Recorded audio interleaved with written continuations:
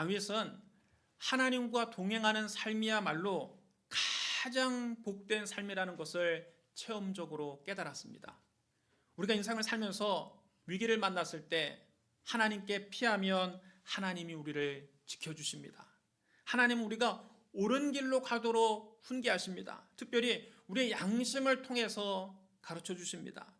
어떤 물질적인 보상보다 하나님 자신이 성도에게 가장 큰 복입니다. 하나님 안에 온갖 좋은 것이 다 있습니다. 우리가 하나님을 신실하게 섬기면 우리 영혼이 잘됨같이 범사가 잘되고 강건하게 되는 그런 복이 자연스럽게 따라오는 것입니다. 따라서 하나님의 성도의 산업이요 소득이요 분깃이요 기업입니다. 이스라엘 자손이 가나안 땅을 정복한 후에 땅을 지파대로 분배를 받았습니다. 그때 레위인에게는 땅을 기업으로 분배하지 않았습니다. 왜냐하면 하나님이 친히 그들의 분깃이요 하나님이 친히 그들의 기업이 되어주셨기 때문입니다. 신실한 성도들은 모두 레위인처럼 하나님을 자신의 산업이요 소득이요 분깃이요 기업으로 삼습니다. 그러나 신실하지 못한 사람들은 하나님을 구하기보다 세상적인 성공을 구합니다. 그들은 세상에서 부자가 되고 세상에서 할 수만 있다면 하나님을 떠나 얼마든지 다른 신도 섬길 수 있습니다. 그들은 세상적인 성공을 얻기 위해 다른 신의 이름을 부르고 다른 신에게 피를 섞은 제사수를 바칩니다. 하지만 하나님 외에 다른 신은 다 거짓신이기 때문에 그들을 도와줄 수 없습니다. 어리석은 인간은 자기의 손으로 만든 우상을 신이라고 섬기고 있습니다.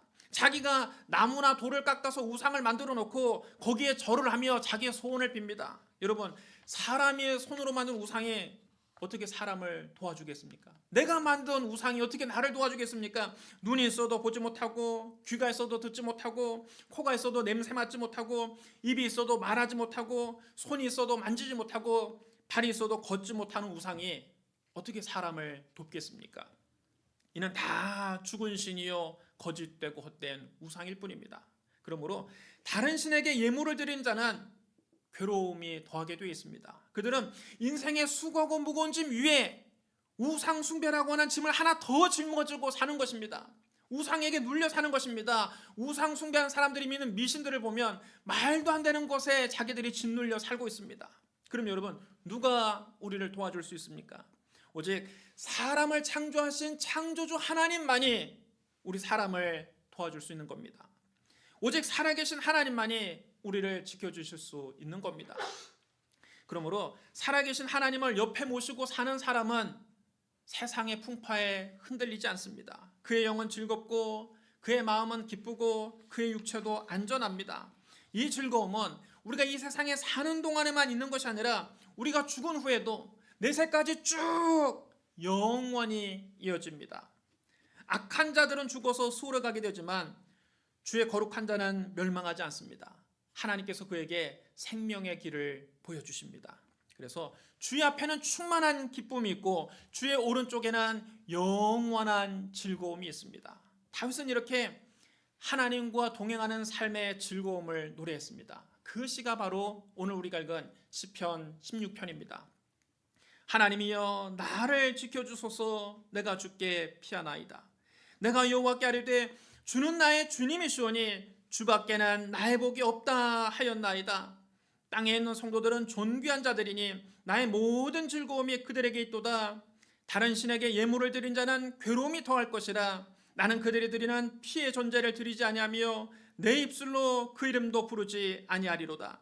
여호와는 나의 산업과 나의 잔의 소득이시니 나의 분깃을 지키시나이다. 내게 줄로 지어준 구역은 아름다운 곳에 있으며 나의 기업이 실로 아름답도다. 나를 훈계하신 여호와를 송축할지라. 밤마다 내 양심이 나를 교훈하도다. 내가 여호와를 항상 내 앞에 모심이여 그가 나의 오른쪽에 계심으로 내가 흔들리지 아니하리로다. 이러므로 나의 마음이 기쁘고 나의 영도 즐거워하며 내 육체도 안전히 살리니 이는 주께서 내 영혼을 수월에 버리지 아니하시며 주의 거룩한 자를 멸망시키지 않으실 것임이니이다. 주께서 생명의 길을 내게 보이시리니 주의 앞에는 충만한 기쁨이 있고 주의 오른쪽에는 영원한 즐거움이 있나이다. 다윗은 하나님께서 지켜주시는 삶, 하나님과 동행하는 삶, 하나님만 섬기는 삶, 하나님을 곁에 모시는 삶이 너무나 복되다고 이렇게 노래한 것입니다. 그런데 다윗은 성령에 감동되어 자기도 모르는 사이에 그리스도의 부활을 예언하고 있었습니다. 시편 16편 10절에 이렇게 기록되어 있습니다. 이는 주께서 내 영혼을 수월에 버리지 아니하시며 주의 거룩한 자를 멸망시키지 않으실 것임이니이다. 여러분 따라 시원합니다. 주의 거룩한 자를 멸망시키지 않으실 것임이니이다. 이 말씀이 어째서 그리스도의 부활을 노래한 겁니까? 구약시대 성도들은 이 말씀의 참된 의미를 잘 몰랐을 겁니다. 그러나 신약시대 예수 그리스도의 십자가와 부활을 목격한 제자들은 이 말씀의 참된 의미를 분명하게 깨달았습니다. 오순절날 성령 받은 베드로는 예수님을 십자가 못 박아 죽인 유대인들 앞에서 담대하게 설교했습니다. 사도행전 2장 22절로 32절입니다. 이스라엘 사람들아 이 말을 들으라. 너희도 아는 바와 같이 하나님께서 나사렛 예수로 큰 권능과 기사와 표적을 너희 가운데서 베푸사 너희 앞에서 그를 증언하셨느니라. 그가 하나님께서 정하신 뜻과 미리 아신 대로 내준 바 되었거늘 너희가 법 없는 자들의 손을 빌려 못 박아 죽였으나 하나님께서 그를 사망의 고통에서 풀어 살리셨으니 이는 그가 사망에 매여 있을 수 없었습니다. 다윗이 그를 가리켜 이르되 내가 항상 내 앞에 계신 주를 배웠으며 나로 요동하지 않게 하기 위하여 그가 내 우편에 계시도다. 이러므로 내 마음이 기뻐하였고 내 혀도 즐거워하였으며 육체도 희망에 거하리니 이는 내 영혼을 음부에 버리지 아니하시며 주의 거룩한 자로 썩음을 당하지 않게 하실 것이미로다.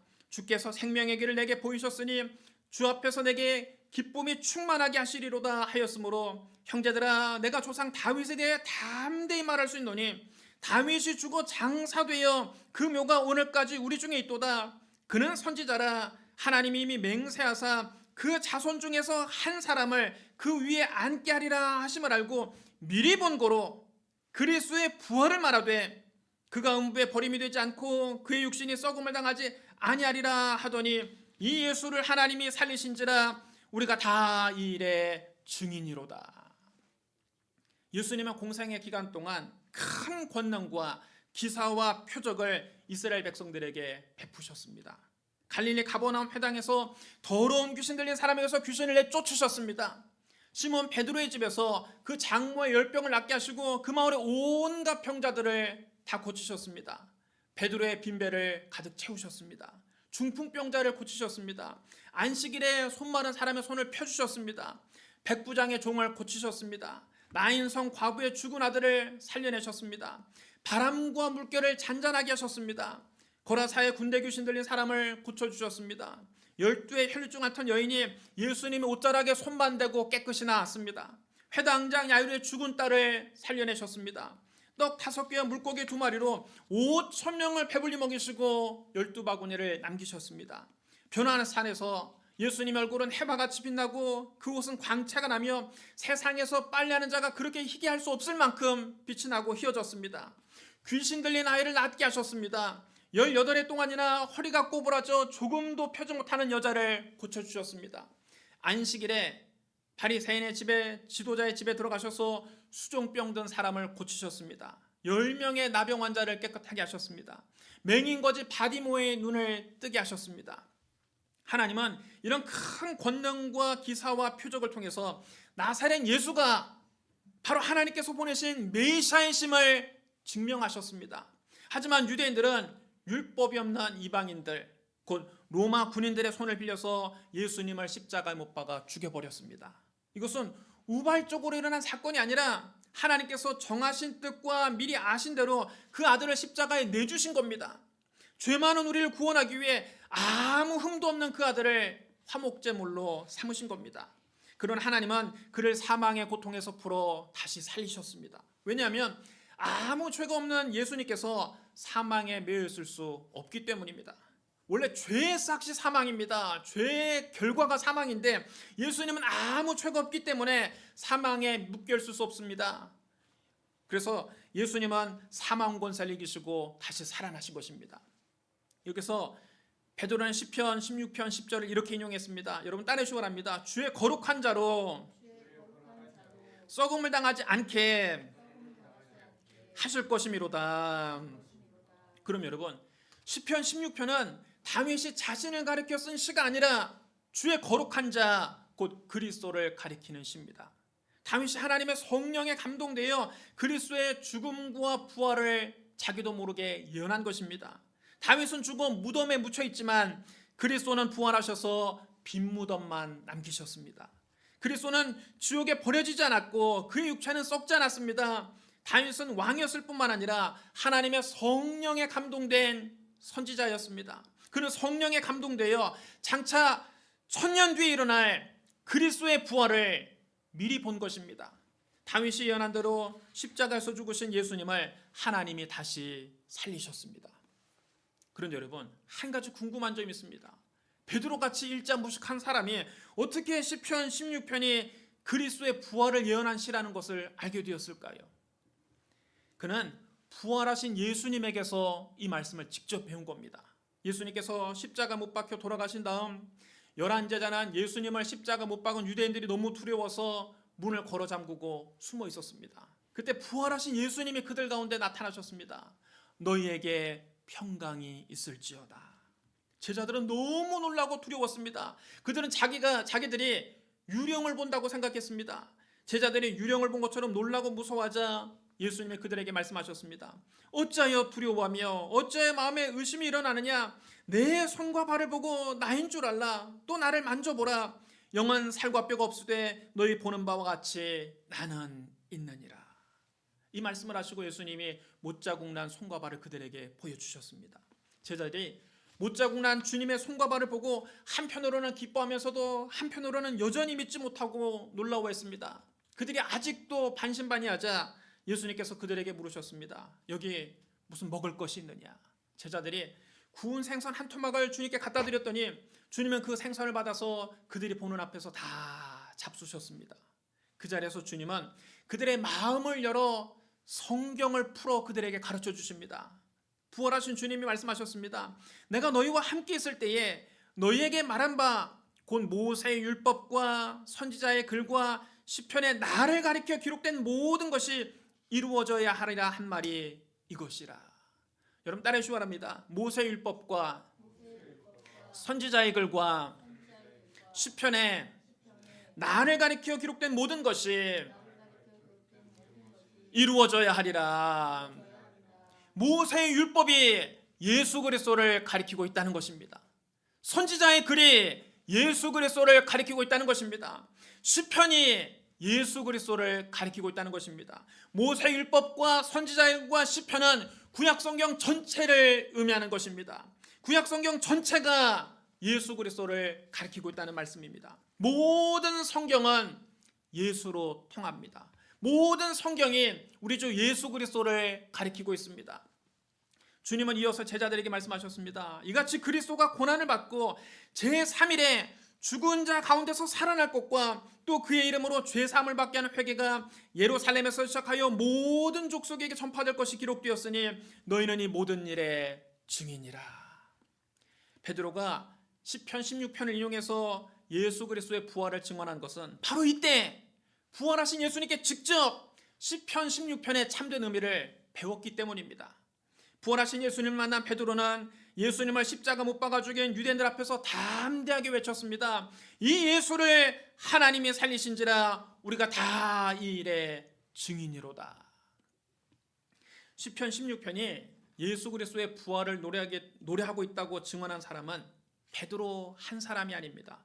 사도 바울도 비시디아 안디옥에서 이렇게 설교했습니다. 사도행전 13장 26절로 39절 말씀 여러분 잘 들어보시기 바랍니다. 이 사도 바울의 설교입니다.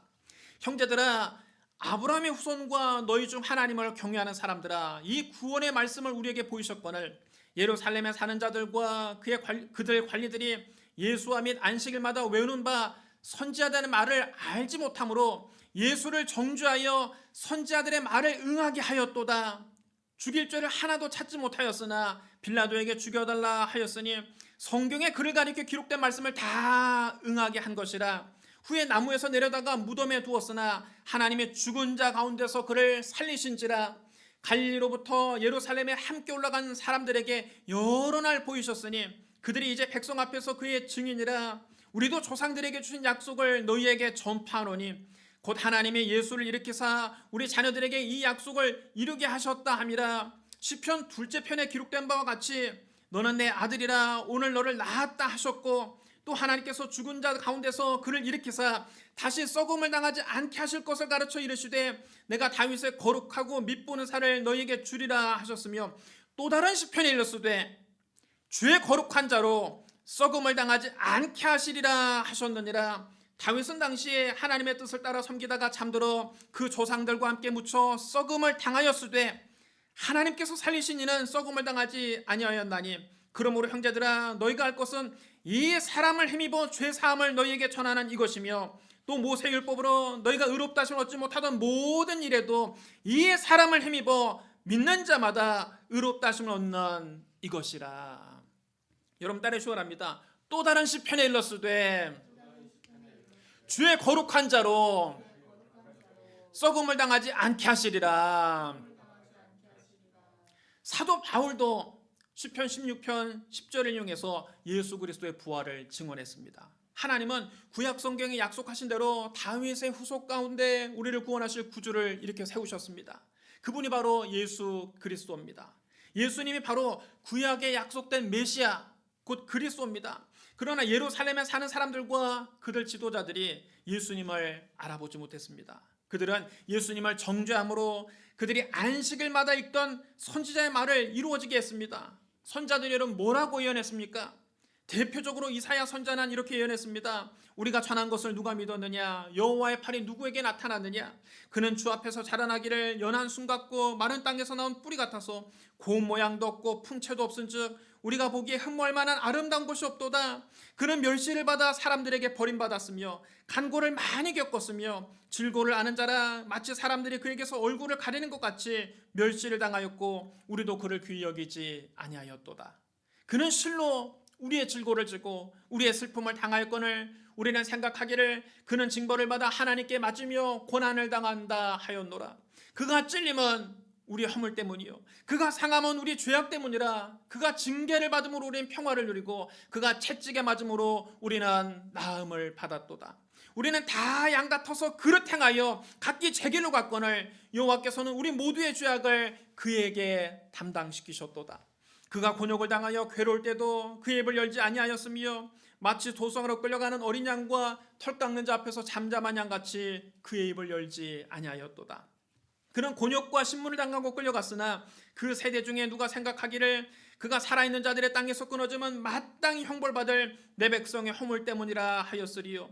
그는 강포를 행하지 아니하였고 그의 입에 거짓이 없었으나 그의 무덤이 악인들과 함께 있었으며 그가 죽은 후에 부자와 함께 있었도다.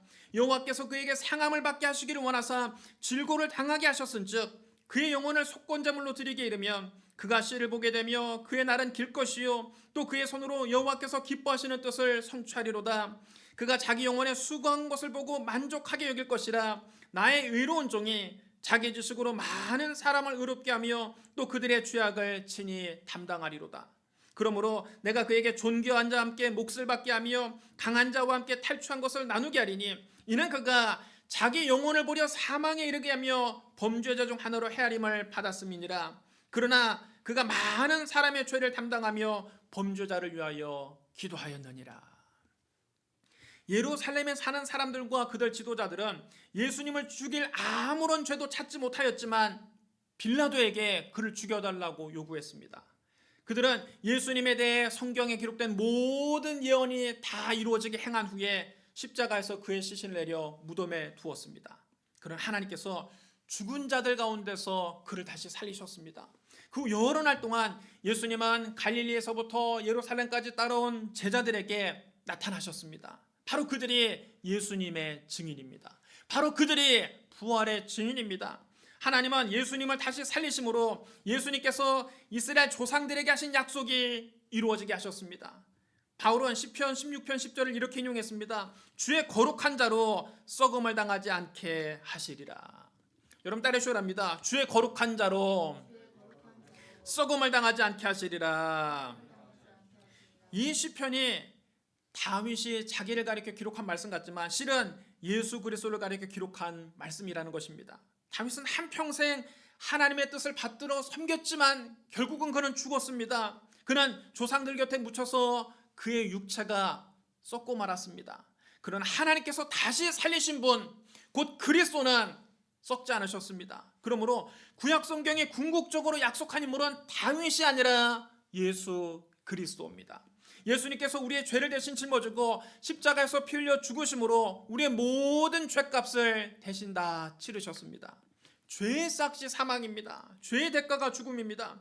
그런데 아무 죄 없으신 예수님이 우리 죄를 대신 짊어지고 십자가에서 죽으심으로 우리의 죄값을 대신 치르신 겁니다. 하지만 예수님은 아무 죄가 없으시기 때문에 무덤에서 썩음을 당하지 않으셨습니다. 하나님께서 죽은 자 가운데서 그를 다시 살리셨습니다. 예수님은 죽음을 이기고 부활하셔서 우리의 구주가 되셨습니다. 이 예수 그리스도를 통해서 우리에게 죄 사함이 선포된다는 것을 알아야 됩니다. 바로 그것을 믿어야 됩니다. 우리가 모세 율법으로는 의롭게 될 수 없지만 예수 그리스도를 믿는 사람은 누구나 의롭다고 하나님께 인정받습니다. 구약의 율법은 하라는 율법 248개와 하지 말라는 율법 365개를 합쳐서 무려 613개나 됩니다. 그 어떤 사람도 이 많은 율법을 다 지켜서 하나님 앞에 의롭다 인정받지 못합니다. 그중 한 가지만 어겨도 그는 하나님 앞에서 죄인이 되고 마는 것입니다. 하나님 앞에서 아무도 율법으로 말미암아 의롭게 되지 못할 것이 분명합니다. 율법의 행위로 그의 앞에 의롭다 하심을 얻을 육체가 없습니다. 율법을 다 지켜서 나를 구원하려고 하면 할수록 내가 형편없는 죄인이라는 사실만 깨닫게 됩니다. 율법은 우리의 죄를 더욱 드러나게 하고 깨닫게 할 뿐 우리를 구원하지 못합니다. 율법을 지켜서 구원받으려고 노력하면 노력할수록 우리는 내가 도저히 구원받을 수 없는 죄인이라는 사실만 깨닫게 됩니다. 이런 비참한 현실에서 누가 우리를 자유롭게 할 수 있습니까? 그리스도는 우리를 자유롭게 하려고 이 세상에 오셨습니다.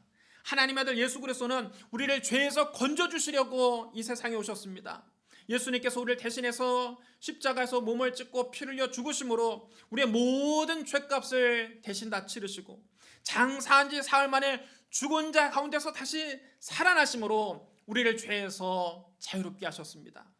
주님이 우리 죄값을 대신 다 치르셨으므로 이제 우리는 율법을 지켜서 의롭다 하심을 얻는 것이 아니라 예수 그리스도를 믿음으로 하나님의 은혜로 값없이 의롭다 하심을 얻게 되었습니다. 이것이 바로 성경이 우리에게 전하는 복음입니다. 성경이 일관되게 우리에게 전하고 있는 복음입니다.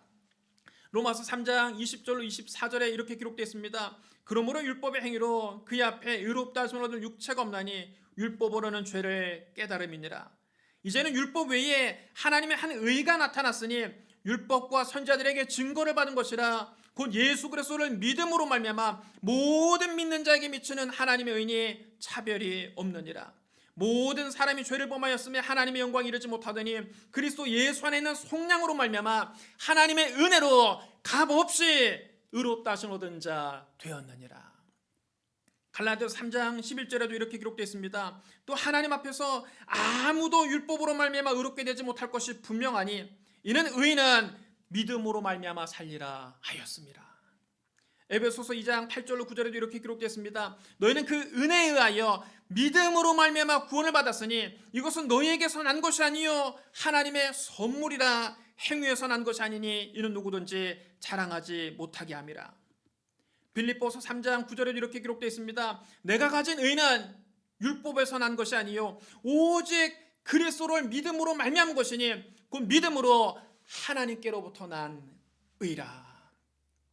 십자가에서 죽으시고 부활하신 예수 그리스도를 믿음으로 말미암아 값없이 의롭다 할 수 없는 것, 이것이 곧 하나님의 은혜요 이것이 곧 복음입니다. 사랑하는 성도 여러분, 다윗은 자신의 인생 경험을 토대로 하나님과 동행하는 삶의 즐거움을 노래했습니다. 그런데 그는 성령에 감동돼서 자기도 모르는 사이에 그리스도의 부활을 예언했습니다. 주의 거룩한 자를 멸망시키지 않으실 것임이니이다. 이 말씀이 그리스도의 부활을 가리키고 있다는 것이 사도 베드로와 사도 바울의 공통된 증언입니다. 예수님께서 십자가에 못 박혀 죽으시고 부활하신 것을 믿으시면 이 시간 큰 소리로 아멘하시기 바랍니다. 부활하신 예수님은 지금도 살아계십니다. 부활하신 예수님은 세상 끝날까지 우리와 항상 함께 계십니다. 저와 여러분도 베드로와 바울처럼 부활의 증인이 되기를 주님의 이름으로 축복합니다. 우리 기도하겠습니다. 사랑과 은혜가 풍성하신 하나님 아버지, 하나님이 세상을 이처럼 사랑하사 독생자 예수 그리스도를 보내주시니 감사합니다. 예수님께서 우리의 모든 죄를 짊어지고 십자가에 못 박혀 죽으셨다가 장사한 지 사흘 만에 죽은 자 가운데서 다시 살아나신 것을 믿습니다. 하나님께서 그리스도의 육체가 썩음을 당하지 않게 하신 것을 믿습니다. 죽음을 이기고 부활하신 예수 그리스도를 우리의 구주로 모셔드립니다. 성령이여, 우리 모두 부활의 증인이 되게 하여 주옵소서. 예수님 이름으로 감사하며 기도드리옵나이다. 아멘.